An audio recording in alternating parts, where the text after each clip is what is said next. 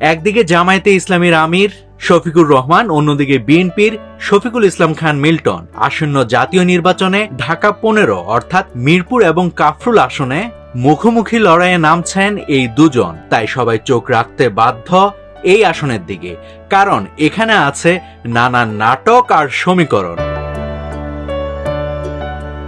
শফিকুল ইসলাম খান মিল্টনকে বিএনপির বাজির ঘোড়া বলা হয়। অন্যদিকে শফিকুর রহমান হলেন জামায়াতে ইসলামীর অভিভাবক বা সর্বোচ্চ নেতা। তবে বিএনপি কিন্তু শফিকুল ইসলাম খান মিল্টনকে হুট করে জামায়াতের শীর্ষ নেতার বিপরীতে দাঁড় করায়নি। সুদীর্ঘ পরিকল্পনার পরই বিএনপির হাই কমান্ড থেকে এই সিদ্ধান্ত এসেছে। কিছু বিষয় মাথায় রেখেই বিএনপি শফিকুল ইসলাম খানকে ধানের শীষের কাণ্ডারি করেছে। প্রথম ব্যাপারটা হলো নেতাকর্মীদের উপর পূর্ণ নিয়ন্ত্রণ। মিল্টন তার রাজনৈতিক ক্যারিয়ারের উল্লেখযোগ্য সময় বৃহত্তর মিরপুর সহ ঢাকা মহানগর উত্তরে ছাত্রদল ও যুবদলের নেতৃত্ব দিয়েছিলেন।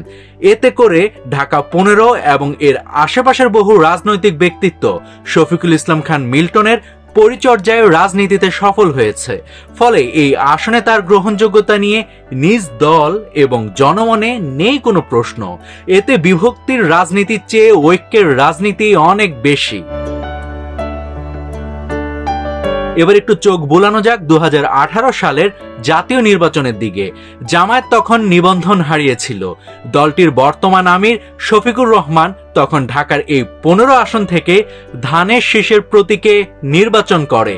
সেই নির্বাচনে শফিকুল ইসলাম খান মিল্টন নিজ দায়িত্বে শফিকুর রহমানকে সার্বিক সহযোগিতা করেছিলেন। সুতরাং শফিকুল ইসলাম খান মিল্টন আজ জামায়াতের আমিরের প্রতিদ্বন্দ্বী হলেও পূর্বে ছিলেন ভোটের মাঠের সহযোগী। দায়িত্ব পালন করেছিলেন প্রধান নির্বাচনী সমন্বয়ক হিসেবে। শফিকুর রহমানের চেয়ে শফিকুল ইসলাম খান মিল্টন এগিয়ে থাকার আরো একটি কারণ আছে, সেটি হচ্ছে সাংগঠনিক দক্ষতা। বিগত নির্বাচনে এই আসনে ভোটের মাঠে কাজ করার সুবাদে এবার নির্বাচনকে সামনে রেখে পরিকল্পনা প্রণয়ন থেকে শুরু করে বাস্তবায়ন করা পর্যন্ত সবকিছুই মিল্টনের নখদর্পণে। তাছাড়া তরুণদের মধ্যে তিনি বেশ জনপ্রিয়। মিল্টনের বেড়ে ওঠা থেকে শুরু করে পরিণত হওয়া পর্যন্ত সবকিছুই হয়েছে এই মিরপুরে।